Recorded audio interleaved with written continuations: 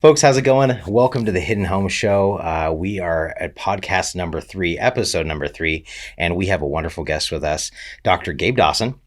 Give a couple stats about Dr. Gabe Dawson. He's going to be sitting down talking to us. He is a pediatric dentist and owner of Big Sky Pediatric Dentistry, 5th generation Montanan, which is very huge. Graduated from Montana State University with a bachelor degree in neuroscience and a minor in biomedical science.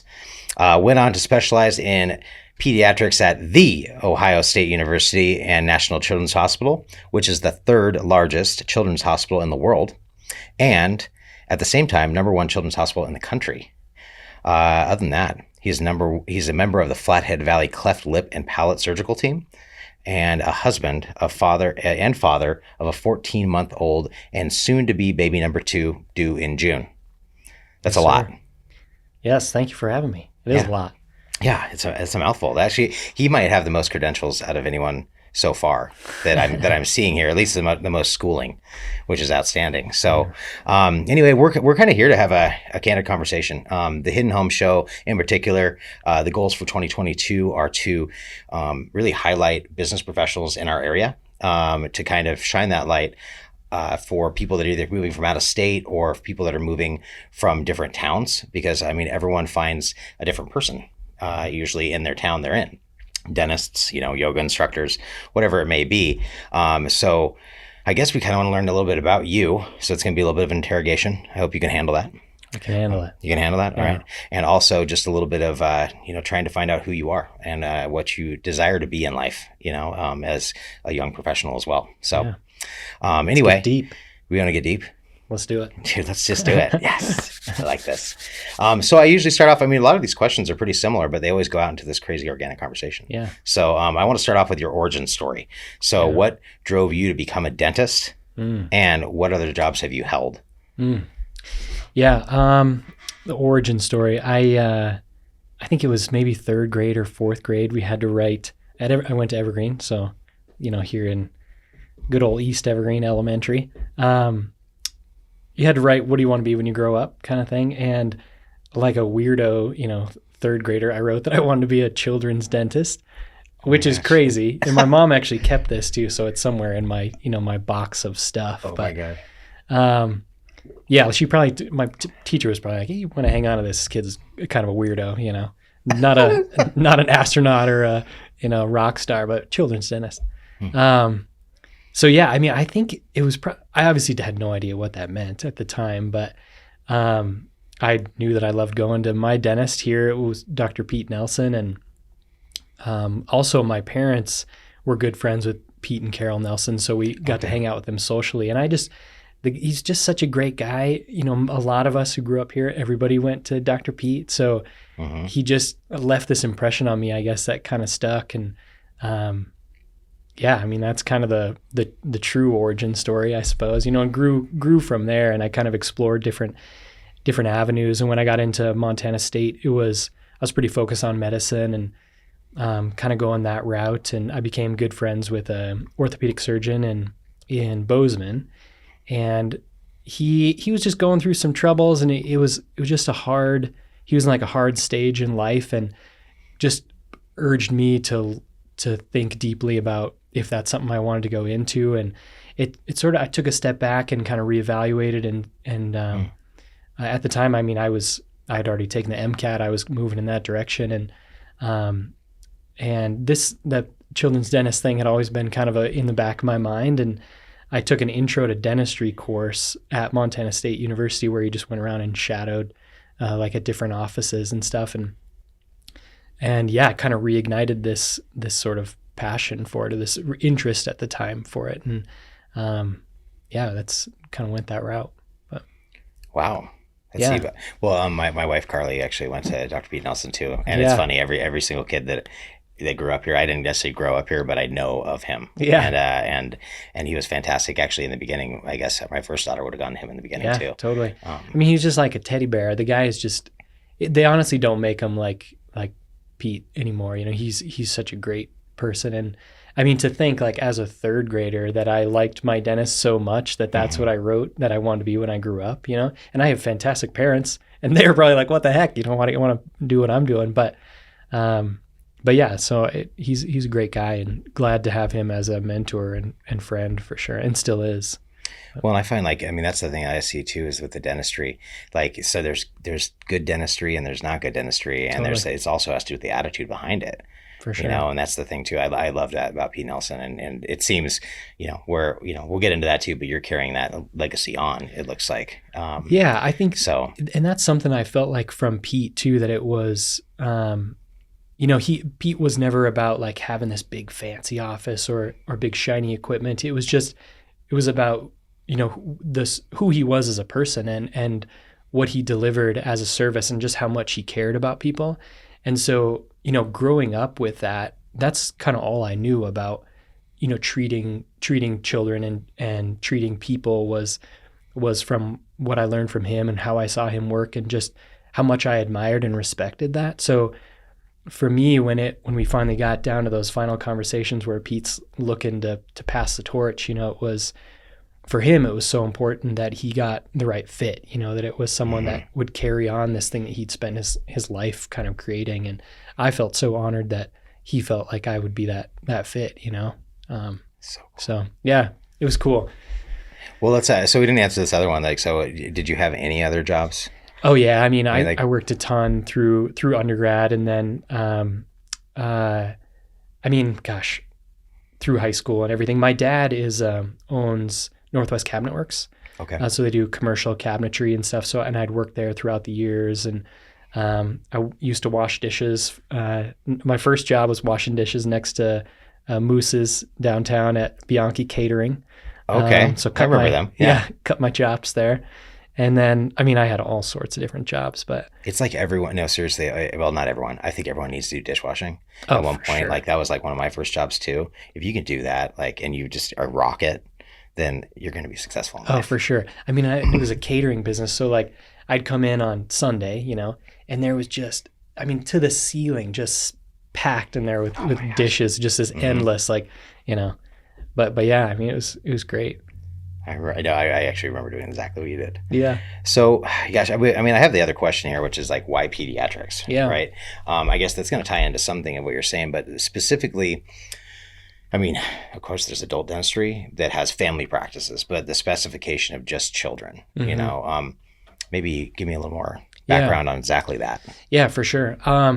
So after you're done with 4 years of dental school, which is really cool at University of Washington where I went, is that you're combined with medical students. So it's medical students, it's dental students, you're all together, you take all the same classes for those first 2 years. And then after those 2 years, you have some classes together, but you split. So medical students are then starting their medical rotations in, whatever at the hospital. And then we start our rotations in the dental clinic. Mm-hmm. So dental school is 4 years, and after you're done, you can choose to specialize. You can go out and start practicing, or you can choose to specialize and apply to get in a specialty program, which would be, oral surgery or orthodontics or endodontics, periodontics, or pediatrics. Okay. And they all have varying lengths of time that the specialty requires. So for me, it was growing up with Pete, having that background, and enjoying pediatrics. I also really enjoyed the surgical aspect of things. So I was kind of going back and forth if I wanted to do oral surgery or pediatrics. And it's super competitive to get into some of these programs, like where I was at Ohio State University / Nationwide Children's Hospital. It's a combo. So you're at the university and at the Children's Hospital as well. But they had, I think it was 360 or 380 applicants and only 6 spots. So, wow. It's incredibly, incredibly competitive. So you apply all over the country, you're flying all over the place, interviewing and stuff. And I was super lucky to get into Nationwide Children's Hospital there at Ohio State. Well, you earned it. Yeah. They chose you. That's huge. Yeah. It was a lot of hard work for sure. And dental school is tough because you're now in school with people who are also really hard workers and have a lot of the same goals too, to get into a specialty program. And it's a different kind of hard work for sure than I'd ever experienced before. But I really enjoyed it too. But yeah, getting into pediatrics, I was interested in children, and I enjoyed that aspect of things. It's like you made the point, general dentistry, pediatric dentistry, the dentistry could not be more different. It's in general dentistry where you're spending a lot of time working through these kind of complex treatment plans. You've got people who are missing teeth and need implants here, or need to see a periodontist or braces and all this stuff. And in pediatrics, the dentistry is actually pretty straightforward. It's more so that you have a 3-year-old laying in your chair and they have a painful tooth, and they're squirmy, and you got to figure out how to make this appointment comfortable for them. And at the end of it, you're getting a high five and they're happy about coming to see you, So it's way more in the psychological things than it is the actual like mechanics of dentistry. Oh, that's a really good point. Well, because whenever I go in there, it's so warm and inviting, and I've been into other pediatric dentistry places. It's very similar though. It's because you have to be geared towards the kiddos to make them have that great experience like you had. Yeah. And that's what I see at your business for sure. Yeah. So. Yeah, for sure. So I enjoy that, like the psychological side of things, and we have a goal, at the end of this appointment, we want to get this kid out of pain or whatever. And how do we accomplish that? And through various ways of distraction, and it's fun. It's definitely a challenge every day for sure, but it's really enjoyable. And whereas people who are in general dentistry, it's like they're super into that, those really finite technical, mechanical details about repairing teeth and these things that are really technical and on a very small scale too. A lot of times you're talking about millimeters or microns, really, really small units of measurement. And I never really got super into that. For me, it was like kind of the bigger picture stuff and more of that kind of psychological side that we have in peds that I really enjoyed. But well, yeah, getting kids to actually be like, all right, I'm okay with going to the dentist and I'm going to take care of my teeth the rest of my life. Mm-hmm. It's a small thing. It's a huge deal. It's a really big deal. All right, so let's see here. So when did you transfer over? When did you get the business started? Like the torch, when did it get passed, and kind of how? Just maybe a quick background of that. Yeah. So coming up on 5 years, okay. Which seems crazy how fast that's gone. But, so as I was kind of progressing through dental school and it was becoming like I was getting a little bit more serious about pediatrics, I was always keeping in touch with Dr. Nelson, with Pete. And then when I actually got into the pediatric program, or specialty, that's when it became pretty serious, like this can actually happen. And so for those 2 years while I was in residency, we were just keeping in close contact. We talked a lot, and he definitely wanted to retire probably 3 years before I came, 3 or 4 years.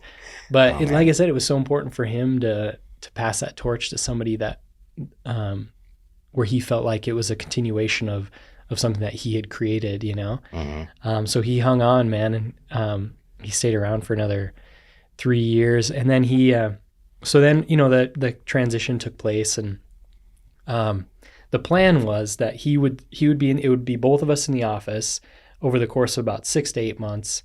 Mm-hmm. And I would just slowly kind of take over, and maybe first day seeing 4 or 5 patients, next day or next week it'd be like 6 or 7, and just kind of slowly add to that. But things moved really quickly. I think I had such good training that it made the transition a lot easier. Mm-hmm. And so we were at the 6-week mark, and Pete had scheduled that he was going to be gone for a week elk hunting over east. And so we geared up for this and kind of prepared, like, all right, it's just going to be Gabe, Dr. Gabe for this week. Like, yeah. And so everything was set in place, and Pete took off, and the week's going pretty good. And he calls me like 5 days in or something and says, hey, so how are things going? And I said, honestly, things have been going great. He said, all right, well, I think I'm going to stay then for another week, if that sounds good. And I said, cool, sounds good. Let's do it. Oh my gosh. So he stayed for another week. He called me the week later, and he said, hey, how are things going? And I said, things actually went really well. And he never came back. So that was it. No, he was done. Oh my gosh. Yeah, that's so awesome. we were 6 weeks that we did together, and he was out. So, but actually the transition was awesome, and I was happy for him. Like he was he was ready to retire, and he's enjoying it. So Good. I was happy for him. So with I did see you put a little facelift on the building. Yeah. That's something that's happened the past couple of years, right? Yeah. So what was that? What was the intent of that? I mean, just specifically. Yeah, for sure. Actually, I think that's a great question, because I think, so much thought and design went into that. And through that, I kind of realized how much I enjoy that. Like that, the design build process is so much fun. But honestly, what it was is that I have such an incredible team, and there's just such great people in that building that I wanted that outside of the building to really reflect what we had on the inside, really. Yeah. And if you'd gone in there when it was Dr. Pete's, like I said, his focus was not on the outward appearance. I remember it. Yeah. No, I do. Wallpaper. It's very different. Yeah. Wallpaper on wallpaper on wallpaper. There's a lot of wallpaper. Yep. But, his focus was on that, building that incredible thing that he did with great people there and stuff. And so it was time for a facelift, It was time for some renovation. I'm super excited with how it turned out, and I definitely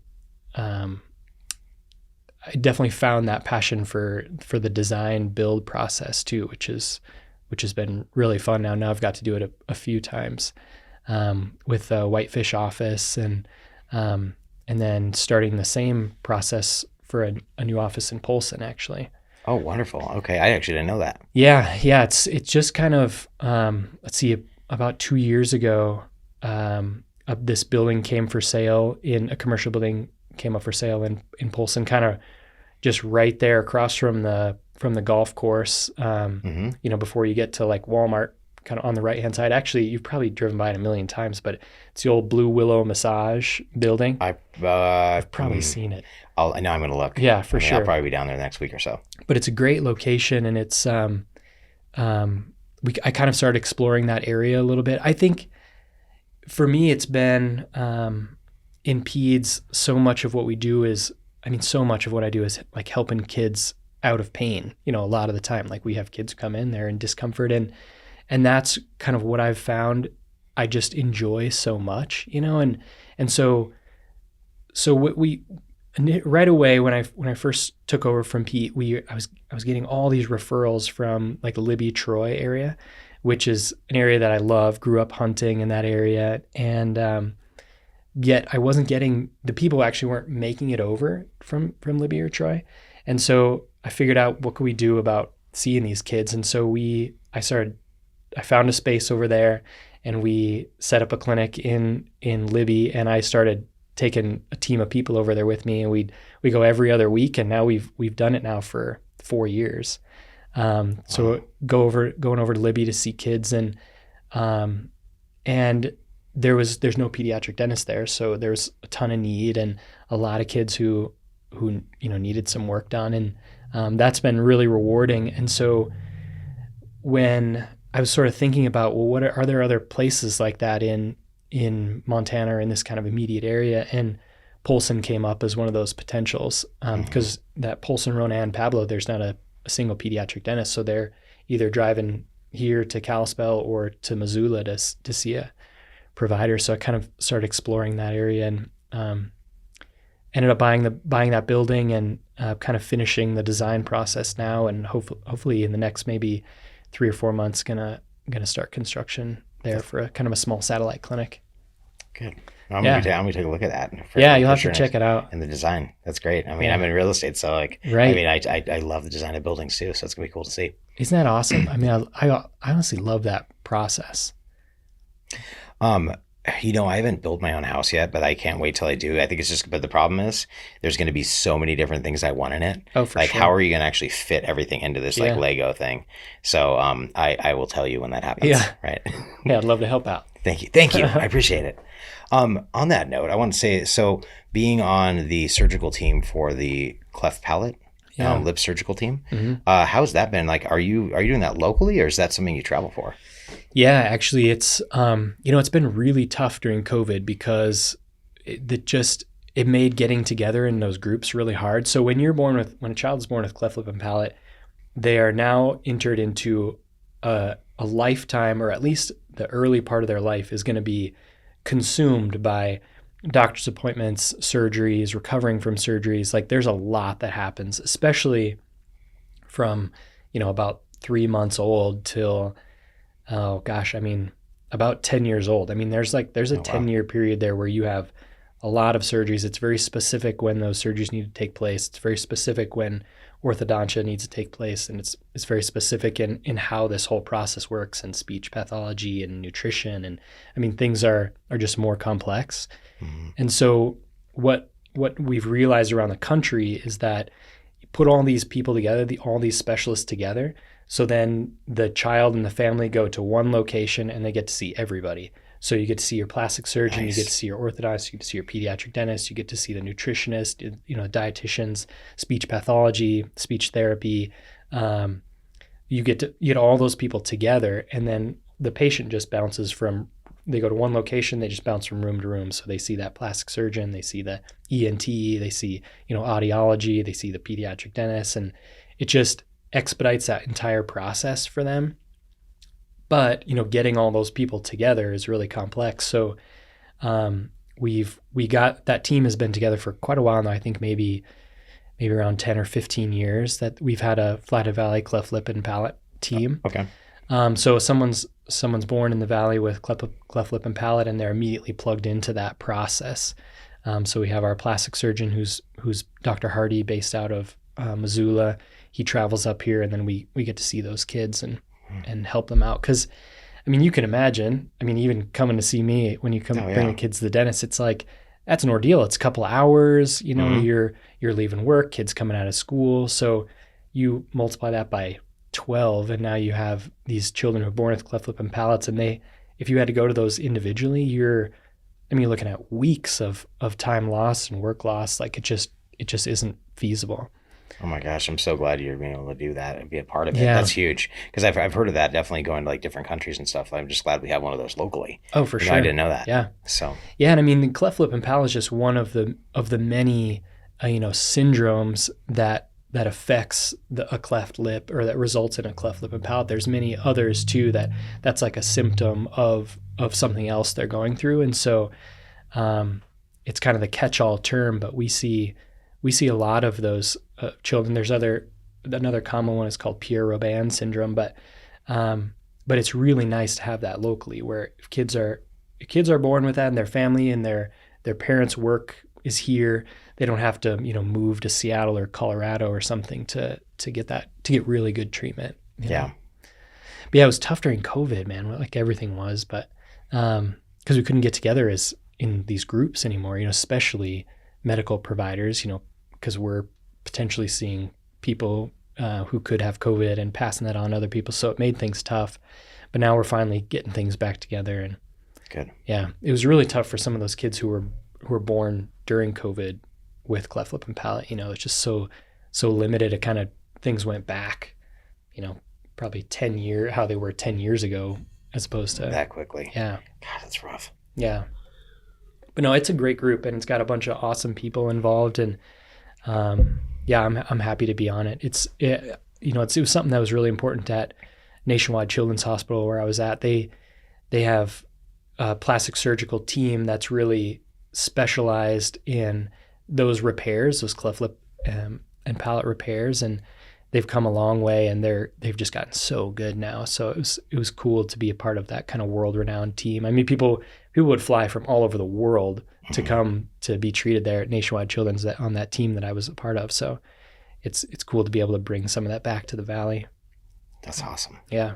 We have a world-renowned dentist in our presence right now. Right. I've never been called that before. I'll take it. World-renowned? Yes. Yeah. Good stuff. I'm like learning the most I've ever learned about dentistry. Good, man. That's what the game plan was. Yeah. Yeah. So, and that you went to school for a really long time. Yeah. And you went to really good schools. That's the thing is you being locally raised, on top of the fact of traveling out and then coming back, a lot of, that's the thing that I love about the Flathead Valley is that when I first moved here, it was just like the hospital had the best neurosurgeon, in the United States, one of the best, and heart surgeons and all these people. And I realized after talking to quite a few people and talking to like my parents was that it's because it's the best place to live. Yeah, totally. And so if you have the opportunity to be the best heart surgeon in the best place in the world, like that's where I'd go too. For sure. And so you, amazing dentist, born and raised here, of course you're going to come back and just stay. Yeah. So that's a wonderful thing about the Flathead Valley is that we have these resources. I think that, and the other thing that you made me think about is Montana State University and the University of Montana, because you know, when I was applying to dental school, I mean, and when I got in, I'm like 4 of my best friends, like Harvard, Yale, I mean, Berkeley, these, you're talking about like big people schools. come from, everybody knows those schools. And here I am from Montana State University. But I think that was one of the biggest selling items for myself. Like every place I interviewed across the country, they just wanted to talk about the fact that I was from Montana and that I went to Montana State. And the same thing goes for Bozeman, where I mean, if you're like a world-renowned, you know, physiologist and you're a professor, well, you can live in Bozeman, you know, and work at Montana State University. So the education there is phenomenal, and I think the same goes for U of M too. You know, like I know at least the STEM stuff that at Montana State is just world-renowned. I mean, it's phenomenal. So I feel like I got such a great education, and I think that people are always thinking, oh, I need to go to an Ivy League school, or, you know, if you're from Montana so you can stand out. But no, man, I feel like the opposite. Like I got such an incredible education at Montana State University, and that was what everybody wanted to talk about too, you know? See, that's really cool. I love that. Yeah. Man, I mean, sorry, Montana just like seems to amaze me all the time with all the things just the same thing with the education. My brother-in-law actually went to U of M as well, and all kinds of accreditations after that. So I feel you. Yeah, for sure. I mean, it's a tough thing too, because I feel like a lot of kids coming out of school, at least I know when I graduated, it was like, oh, where are you going? You know, and the majority of us was UM or MSU. And I almost felt like at the time, I'm going to state school, you know, and my other friends are going to California or whatever. And I feel bad that I even thought of it that way, you know, because after being there for a year, it just became so apparent that this place is incredible, you know, and it is what you make it too. I mean, you can, totally. That's it. You know, if they have the education, it's how much you want to be dedicated to do it, which is great. It sounds like you already had a path. So what's new for you, man? How's work been going? I mean, this has been crazy, huh? It is like, there's some good stuff going on. Yeah. Yeah. Do you know you have this superpower that I don't know if someone's told you this before, but I mean, I remember when we just kind of first met and you were working at Coffee Traders. Yeah. And I remember that I was like, every time I go in there, this guy remembers my name, you know, like, but then I would sit down and I'd see you, like, you remembered everybody's name. You must have an incredible ability for remembering people's names. You know, I do when I actually engage them in a conversation. I'm really bad if I haven't like had an empathetic talk with someone. You know, so like I think I can almost remember. I think you and I were talking about like some coffee beverage. You know, and like maybe dissecting it, or like I was like, oh, I don't remember what your coffee beverage is anymore, but it'd be like Americano, oat milk. You know, or something like that. And thank you, I appreciate it. But I mean, that's like such an incredible skill to carry over into what you're doing now too, right? Well, and this is, I mean, the thing that I've always found in real estate that like. And this is why I say this is what I was supposed to be doing, but I had to do all this other stuff to get here. Totally. You know, and I look at that very much because like real estate is customer service on steroids. It's like your schooling, you know? It's like your schooling to get to where you're at now. I know, and I didn't know it. Yeah. Like when all of a sudden I found it, I was like, oh my gosh, I've always been an entrepreneur. Yeah. Every time I was with, you know, actually before I was McKenzie River and then Montana Coffee Traders. That too. Yeah, I was like always trying to build further in the business than just the limit. So like I was paid a salary, but it was like, how can I get more? And it wasn't just bonus. It was like, what can I do to build this more? Yeah. And then so I realized now it's like unlimited. Yeah. And it's mine. And, you know, and eventually we're going to be making ourselves into a team, you know, and that's really, really going to be awesome working with So you've always had that entrepreneurial kind of spirit or at least mindset. I guess I didn't really know what that was until now I realized what it can be. Yeah. But I had to go manage people, work with customer service, work with vendors. That's the thing I find too that's so interesting is like real estate is, like I said, it's managing a restaurant, but it's just a different way of doing it.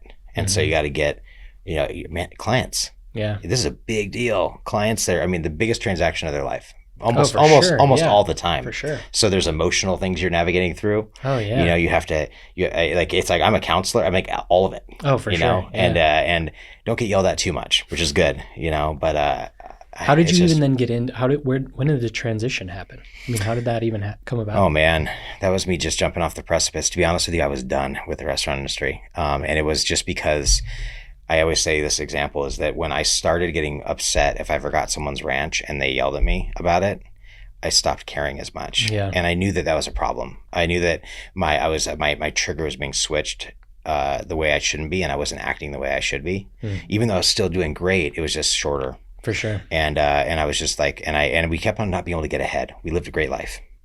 You know, everything was fine. Bills were paid, had a house, love, family, all that stuff. But I always wanted to get more for my family. And finally, it was literally January 2nd of 2019. My mom, my birth mom, who we connected with many, many years ago, but she was like, I'm going to get in real estate. That's what our family used to do. And all of a sudden we were sitting talking, and I was like, someone else mentioned real estate to me recently. And I was like, I'm going to do it. I'm going to try. And so I went and took the test. Like, actually, I educated myself before taking the test, went to school down in Missoula, and then told coffee traders, hey, I've got a 3-week, I'm just going to do this. It's all or nothing. And it was the scariest thing in my entire life because, well, I took away restaurant management, went into waiting tables. I actually made more money waiting tables for a year than I did as a general manager of a restaurant, which is great. I mean, it's interesting. I kind of knew that, but I could do that at night and do real estate during the day. And I did that for a year and a half solid. And I did it all through when COVID happened, like thinking my business was just going to go crumbling, and then it just took off. Yeah. And the last day I worked in the restaurant was October 17th, 2020. Okay. Wow. And I don't plan on going back there. Crazy time to transition into real estate. Well, who would have known this would have happened? For Who would have known sure. the market would have happened? Nobody. You know, I mean, as far as I could tell, we were on the path for a little bit of a downturn. Totally. You know, and then and the same thing's going on with you though. Yeah. Like, I mean, that's what we actually didn't talk about very much was your business, your business growth. Yeah. You know, it's nuts. Everyone's growing. Yeah. It's like a weird bittersweet thing too, isn't it? I mean, just from being from Montana, it's like, I just love this place so much. And I don't mean like, hey, everybody should stay out. I almost want everybody to experience it. You know, I'd always brought friends back, and everyone's just in awe of this incredible place. But it's changed so much. And you just see storage unit after storage unit after storage unit and houses and houses and houses. It is kind of this bittersweet thing, you know, because it's like, I want people to share in this enjoyment, this beautiful place we have, but it's also like you see it changing for sure, you know? When you can't have it, I mean, the hard part about that too is like, there's some negativity out there, but it's a small amount, but it explodes. Like, people see that negative stuff and expand on it. But like the reality, I mean, and I hear you. Yeah, the traffic, all those things that come along. Going to Glacier, like, I can't really go to Glacier in the summer. Yeah. That hurts, but there's nothing we could do about it either. Yeah. So you got to embrace the positive. it. Yeah, I just kind of say like, all right, what can we do to make it all work? Totally. You know, and man, we could just go on for days about that infrastructure of Kalispell. Totally. Yeah. So. Yeah, that's a good point. I mean, it's a really good way to think about it, is that we obviously can't change it. This is happening.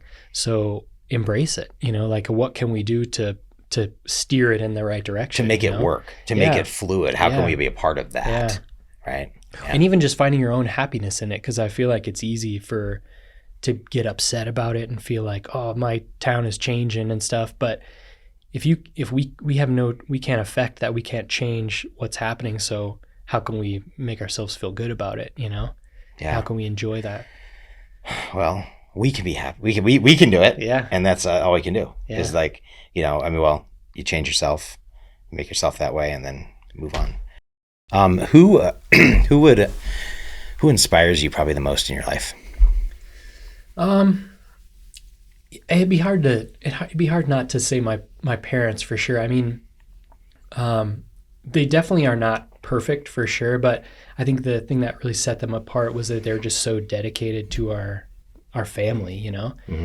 I mentioned before, my dad started a commercial cabinetry business, so it'd be 37 years ago. And man, his drive, I think, is inspiring to me. Like, they have this great story about the first year that he set up his business, or borrowed some money from his dad and my grandpa. And I mean, he had to work so hard, and that for that year, they had no money. They talk about how they ate rice and beans for an entire year for 365 days and whatever my dad could kill to, deer and elk and stuff. But at the end of that year, they were doing the books and stuff, and they had $100 left over. And my mom was like, what are we going to do with this $100? My dad said, we're going to the grocery store and we're going to spend $100 at the grocery store. And my mom cried. So, I mean, I feel like that's what I came from. We grew up in Evergreen, and it was like, I saw how hard my mom and dad worked, and now he's got this incredible thriving business and has done very well for himself. But I got to see that early on, that incredibly hard work. And so I definitely inspired early on from my parents for sure. But that's I love amazing. that story too. That's a good story. Yeah. Sorry, I got goosebumps on that one for sure. Yeah. Yeah, we love our parents. Yeah. All right, well, let's go. So if as much of a synopsis as you can give us. So 2022, what are your personal, family, and community goals? Sounds like we answered some of those, but maybe emphasize some of that. Yeah, for sure. I've always been really goal oriented for sure. I mean, I had this long goal of becoming a pediatric dentist, and it's funny when you finally reach your goals, right? Like, it's almost like, well, what's next? And so now in the last, 2 years, I've become a father, and have another one on the way. And so for me, it's really been trying to figure out this balance, someone who's like really goal oriented and driven really hard. It's sometimes really hard to just like pull the reins back, and it's just going to be the family, this weekend. We're not going to do anything, nothing planned. It's just we're going to hang out together. And for me, that's been really challenging to just kind of chill out and focus on just becoming or just being a great father, Mm-hmm. So I think that's going to be my focus for the year. I've of course, like, my business is there and it's going to be there 5 days a week for me, but 7 days a week is being the husband and father, Yeah. So that's going to be my focus, I think, for the year. Yeah, and I'd love some advice on that. No, I love the goal. I know that's the thing is I'm sitting here like, I don't know how many, that's my goal too. I've got lots of goals that I've achieved. And then I've sit back and being like, but the real magical stuff is when I go skiing with my son and we're just on the chairlift and we're on the backside. So the phone can't even ring, and actually being in the moment. It's really, really hard when you're, I would say, someone that's so goal driven, like to chase that carrot. It's hard to slow down, especially like when it's like, all right, 5 days, shut down. So I think it's just growing up. Yeah. I think that I'm going to be there eventually, and you probably will as well. Yeah. So it's a good goal, but you have to focus on it, right? It's true. I mean, it really is. And it sounds funny to like be able to, or that your goal is to focus on relaxing and just being in the moment. But man, it's hard. It really is. Well, if you figure it out before me, let me know. Same. Thank you. Because you're a dentist, got to ask you, what's your favorite candy? I mean, I love chocolate, but I don't really like candy. It's like the most dentist question ever. You know what I love? I love Norm's News. I love Norm's News. And I feel like every time I go in there, I have to like cover my face and like, wear sunglasses. You know what I mean? Yes, like a hat down. Dentist, yeah. But I love it for the burgers and fries. I've never been into candy. I mean, remember when I was little, I would, I loved trick or treating, of course, but I'd get back and be like, trade this stuff away, get some bubble gum, and that was pretty much it. All right. Yeah. So true. I appreciate your honesty. Yeah. I don't know if I believe you, but so, how do we find you? I mean, that's the thing is like, I'd love some information, like what's the address, where, I mean, you spoke of your locations, maybe a phone number. If you have anything social media wise, can you just let us know how we find you? Yeah, for sure. I think probably one of the easiest ways is check us out on Facebook, Big Sky Pediatric Dentistry. We have a great website too, walks through a lot of the stuff you and I talked about. So if parents have questions about braces or trauma or, their kid fell and smacked their face or anything like that. I mean, another huge one right now has been we have a soft tissue laser, so we do a lot of like tongue and lip tie stuff. It's called frenectomies. But so a baby's born, can't latch, or having difficulty latching, or difficulty with weight gain and stuff. A lot of times it can be due to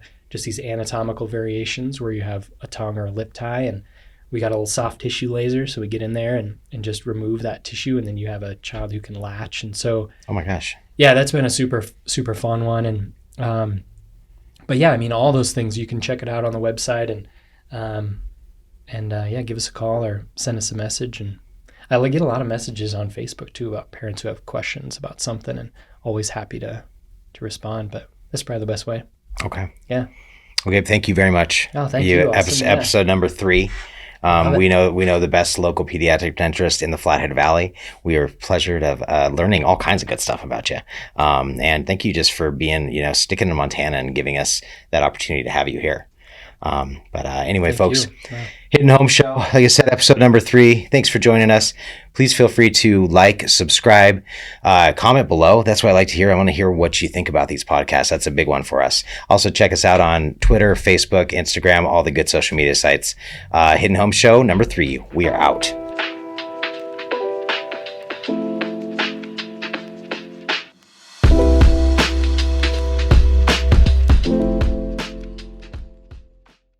Sweet. Thanks, Gabe. Thanks, buddy. Dr. Gabe. That was good. I'm in trouble. Yeah, it was good. Thank you. Yeah, that was awesome. Awesome.